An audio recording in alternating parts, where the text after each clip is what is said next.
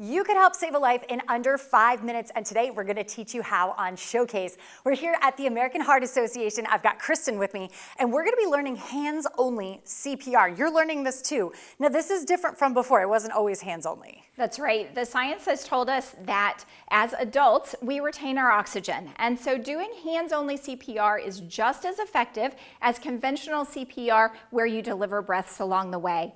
The most critical part of CPR is keeping the heart pumping and moving blood throughout the body. You're about to be this person's heartbeat. So let's get started. All right, we're going to learn how to do this today. All right, you find a person collapsed, or maybe you see this person collapse on the ground, and the first thing you want to do is nice and simple. You want to make sure your scene is safe and try to wake them up. So we're going to tap really firmly in that shoulder and shout in his face, "Hey, are you okay?" I'm looking for that body to moan, move, blink, anything that says that that body knows I'm trying to get its attention. Unfortunately, Preston doesn't do anything for us today, and so we're going to get 911 on the phone as quickly as possible because we are in a bad situation. Our 911 telecommunicator is going to help coach us through all the next steps, but they are as follows. You want to open that shirt just a little bit, expose that chest. I'm going to put the heel of my hand in the center of the chest, lock my elbows nice and tight, and I'm going to push hard and fast. 1, 2, 3, 4, 5, 6, 7, 8, 9, 10, 11, 12, 13, 14, 15. I'm pushing 2 inches deep. It's nice and deep like a credit card. It's a long way down there, and my rate is between 100 and 120, which is a little bit nebulous, but as you heard, I was counting out loud, and that's really the best thing you can do to stay in rate. Is this where people have songs, like they'll do Staying Alive or like Pink Absolutely. Pony Club and some of those other songs? Okay. Yeah, absolutely. But you need to do the numbers. You need to know how many. So don't get too distracted by the song. You actually need to count. Exactly. Okay. Your 911 dispatcher is there on speakerphone with you, and she needs to hear you doing CPR.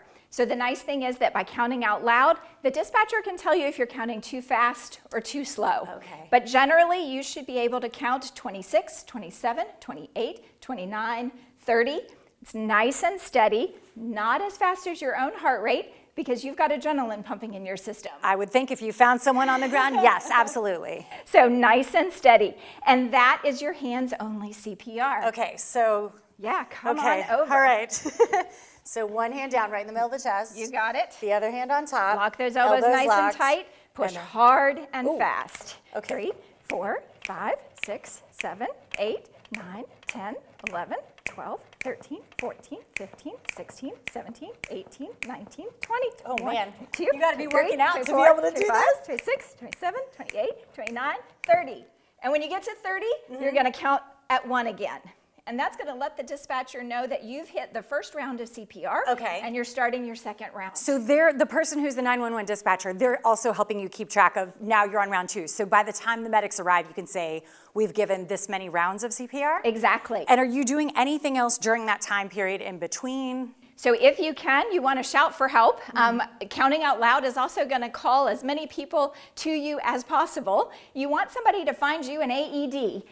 They're hanging on the walls in a lot of public buildings. They all look a little different, but they're going to work the same. You want that AED on the way as quickly as possible. Okay, this is amazing. This is great advice. I feel like anyone can take this. And if you do it, I don't want to say incorrectly, because maybe that's, but when you're scared, right, you're in a situation, maybe it's someone you love and you're getting very nervous. Yeah. Should you try it anyway, even if you're not sure you're 100% doing it the right way? Absolutely. This is one of those situations where quick action is the most important thing that you can do to help save a life. You're going to push hard and fast with 911 on the phone and just keep moving blood through the body until EMS can arrive. You've become the vital link between 911 and EMS, and that's going to help raise our chance of survival. Kristen, you taught us this in under 5 minutes, which is amazing. Yeah. If people want to get more resources and tell friends and family how to do this, what's the best way? Just Google Friends and Family CPR, but there are also CPR awareness events all throughout the community. So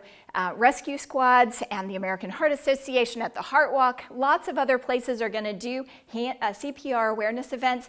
Just get your hands on a mannequin, practice this like we did today, and see how it feels.